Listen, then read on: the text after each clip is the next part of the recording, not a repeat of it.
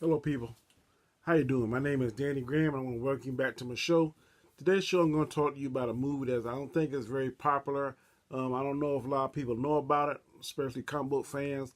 But the name of the movie is Brightburn, and Brightburn is the name of the town that this story happens in. It's Brightburn, Kansas, and Brightburn is basically about a little boy named Brandon, and his parents are named Kyle and Tori, and basically it's from a comic book movie, I believe, or a story. Um, Basically, it is what would happen if Superman came to Earth as a little child and he was evil instead of good. Superman, we know, of course, is good and was raised by Martha and Jonathan Kent and came to be one of the most powerful and one of the most famous superheroes on the planet, in the world, in the galaxy. But this little boy, he has a different agenda. We don't know what planet he came from, what galaxy he came from. We don't know what his race is. We don't know what his agenda is. We don't know where he's been programmed. One thing we know is that he came here in a spacecraft similar to Superman, and he has similar powers. His powers differ in Superman is that apparently there doesn't seem to be any kind of kryptonite that we've seen or anything like that. And he has some kind of power over electricity. He can make lights flicker and go out, and has some like minor telekinetic powers, telekinesis powers, stuff like that. That's what it looks to be like. He doesn't realize his power until he becomes 12 years old. Before then, he's a nice, normal little boy. His parents are farmers, and every morning when he gets up, him and his mom play this hide and seek game. But one of the rules is they have for him is that he can't go in the barn because the barn, of course, like Superman, is where they hid the space shuttle, and they're trying to keep that part of his life from him until he gets to older age. Well, when he turns 12 years old, one night the ship just comes to life. It has this red glowing, and you can hear some kind of strange alien language, and he can hear it, and it's saying something to him, but he don't know what it is because I guess he hasn't been exposed to it. But it kept saying the same thing over and over and over, and finally he realized what it says, and the first thing it says is take. And so, as he's trying to figure out what it is, things start happening to him. Um, he starts getting angry, and he has no remorse for things he do. He realizes his power. First time he realizes his power, he got angry, and he was trying to cut on a lawnmower to cut the grass, and it wouldn't cut on. And when it finally did, he threw it like half a mile. So he went to where the lawnmower was at, and it was turned on its side, and the blade was spinning. And his little fool, for whatever reason, he touched the blade, and the blade totally bent up and broke. Didn't do anything to his hand. So that's the first time he realized his power. Second time he realized his power, I think he was at a birthday party. They went to a restaurant, and basically his dad was against guns at an early age, and his uncle gave him a gun as a present. And when he couldn't get the gun, he became angry, and he kind of showed his power a little bit then, but he went home. The dad and the mom told him to go home because that's when he started being rebellious and kind of bucked him a little bit, and they were a little concerned about that. So the dad said, "Well, let's go camping." So he takes him camping. He and the mom go camping, but little boy likes a little girl in his classroom, and she showed a little interest in him. So the dad, while they're going camping, he tells them about the birds and the bees because they think that he's starting to get to that age where he start liking girls because they find like little nude pictures under his bed and mattress and stuff, and little pictures of the anatomy and stuff. So they thought that maybe he was start to experiment with the birds and the bees kind of talk. So the dad gave him that talk, tell him about women. So as he was going to bed that night, I guess he flew around, whatever he did, we don't know at that point, to the girl's house and cut on his laptop that was playing romantic music. And she woke up out of bed and she heard it, and then she went and she shut it down. Before she get back in the bed, he done flip it back up again, was playing the same music. So she put it down a second time. This time she looked around a little scared, puts books on it, and as she looked around the room, and the windows flashing and lightning flashes, you can see a silhouette of him in the window, and she calls for her mom. But of course, when the mom comes in, checks the room because lights on, he's already gone. But she told her mom that it was Brandon. She said, "That was Brandon in here."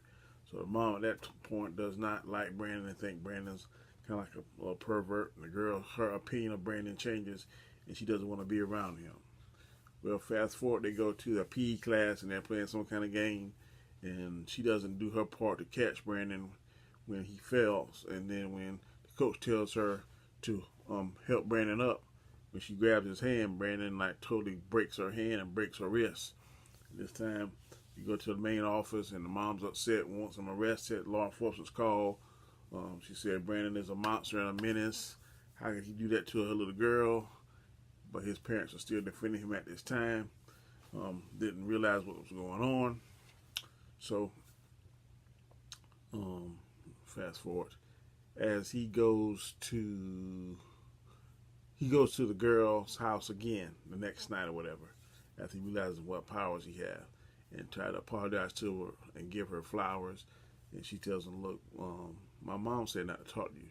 He said, "Don't worry about that. I'm gonna work on that." So his idea of work on that is taking you out. Whenever you do anything to oppose him, or he tell you something that you shouldn't do, you better listen to him, because you're gonna end up dead if you don't, or seriously hurt. So he goes to the restaurant where the mom works at, and basically he just terrorizes her for about 5-6 minutes. She locks herself into the freezer trying to get away from him, because he'd already made a light shatter in a piece of glass, probably about 2 inches long, went in her eyeball, and she pulled out. Now, I mean, they showed this very graphic. When she locks herself into the meat locker, into the deep freezer, he uses his heat vision and melts and basically burns the door in half, yanks it off the hook, and then he goes in. He just kills her. Second person he kills, I think, is going to be his uncle, his dad's friend. His name was Uncle Noah. Uncle Noah is drinking at the bar with his dad and some more friends. Before he kills Noah, he talks to Noah's wife, which is his mom's sister, his aunt. And his aunt is a psychiatrist, a school psychiatrist, and she's been tasked with finding out whether or not to talk to him, see whether or not he was remorseful for breaking the little girl's hand, which he isn't. He pretty much tells the aunt this, and the aunt tells him, "Look, I'm going to have to do my job. Just because you're my nephew doesn't mean I'm going to cut you any slack." So he realizes that if the sheriff gets involved, it's going to cause trouble for him. So he goes to her house that night to try to convince her not to tell the sheriff. But she doesn't listen, or she tells him that she's still going to do her job. And then he starts kind of playing games with her, and I think he's about to kill her. But the uncle comes home from the bar and finds him in his closet. The uncle then said, "What are you doing here in my closet? You almost scared me to death. I'm going to take you home." Tries to take him home, but at that time when he puts on that mask, it's some kind of creep looking red mask and a cape. When he puts that on, he's flipped the switch. He's gonna do what he's gonna do. So Uncle took the mask off of him, was trying to put him in the truck. He wouldn't get in the truck. When Uncle walks back around the truck to put him in the truck, he has the mask on, and he hits him with his heat vision. It doesn't kill him, but it knocks him out. So Uncle gets in the truck, drives off maybe a mile. Truck stops because, again, the boy can control electronic stuff. Stops the truck, and the uncle is trying to get the truck to come back on. And as his lights flash on and off, each time it flashes on, it shows him in the road, probably about 50 feet away. Then it shows him in the air because he can fly at this time. The uncle's like, no, this is not happening. And the next thing you know, he picks up the truck with the uncle in it, probably about 100 feet in the air, and drops it straight down. And when he drops it down, the uncle's jaw comes over the steering wheel. I mean, it just separates his jaw from his face. He's literally holding his jaw like this, and he's bleeding out, bleeding to death. And the little boy just kind of looks at him and takes his finger and draws that symbol. And the symbol looks like two B's back to back, like like a little B with a line through it. That's his symbol. Don't know what that symbol means. Look like I said, they said in this movie they said two B's. I guess his name, Brandon Breyer. But that's the symbol he always leaves. He left it at the restaurant on the windows. He wrote it several times all across the windows. And he wrote it on that one time at the scene where he killed the uncle. Now, they told him the uncle was dead the next day, but he didn't care. He was like, "Okay, am I supposed to cry, be upset?" So the dad knew he was lying. And at that time, the dad was determined that he needed to do something. He tried to tell his wife, but his wife, of course, was defending her son because she loved the son and said, "No, Brandon couldn't do this." He said, "Look, Brandon is not our child. He's something that we found in the woods." When he said that, that really pissed her off. So they were kind of at odds with one another. So later on that night, he came and he told her that, "Look, I'm going to take Brandon camping. I'm going to try and reconnect with him. Let him know I'm his father, that I love him, that I care." But his mission was to take Brandon out. because they went hunting, and as soon as Brandon got in front of him and was tracking the deer they were looking for, he took aim with a 30-30 or whatever high power rifle, and he put one in the back of Brandon's skull, but it did not kill Brandon. It didn't even hit him. Like I said, he's Superman. So when he does that, Brandon flies off, puts on that cape, and he comes back, gets the daddy, and basically uses his heat vision and burns his eyes out and burns a hole through his head and kills the dad. At this time, the sheriff comes to the mom's house when they're gone and asks to speak to Brandon. She tells him he's going to hunt with his dad. The sheriff shows him a picture of that symbol, and she recognizes it, but she does not let the sheriff actually come in and look at the house. She wouldn't let him do it because she recognized what it was. She asked the sheriff to leave. The sheriff said, "I'll be back." So when the sheriff leaves, she runs upstairs because she recognizes the symbol, and she starts going through Brandon's stuff, and she sees the pictures of everything that happened, how he killed his uncle, how he killed the lady. She realized her husband's telling the truth, so she calls her husband on the cell phone to try to warn him, but it is too late. Brandon picks up the phone and tells her, "Mom, Dad is gone." She said, "What are you talking about? Where's Dad?" "You know what I mean. Dad is gone." She said, "Where are you at now?" He said, "I'm at home." And at this time, he's flying over the house. He's going to try to kill her, but she calls 911, and the cops come back. The sheriff comes back with his deputy. They're trying to help her, but before they can help her, he kills the deputy.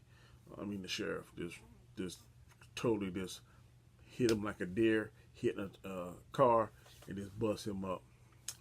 He does the same thing to the sheriff deputy, a female. He kills him very gruesome when he does. And the mom, she remembers that metal is the only thing that seemed to hurt him. So she's able to work her way back out to the barn, and she broke off a piece of metal, enough like a little knife. And she was calling Brandon by whistling, playing a little game we used to play. He came to her, had on that mask. She took it off, and she hugged him, told him she loved him, that he would always be a little boy. And she was about to stab and kill him, but he caught her hand, threw the knife out of her hand, and he flew her way up into the sky, probably as high as planes fly, and then he didn't let her drop. As she was falling, a plane was coming, and he looked at the plane, and it goes to black. Next thing you know, we got a news crew there at the farm because there's been a bad plane crash, and it's killed everybody at the farm, killed everybody in the plane, killed the cops, everybody. It covered up his tracks, and he's on the back of the paramedics eating cookies, chilling because he got away with it.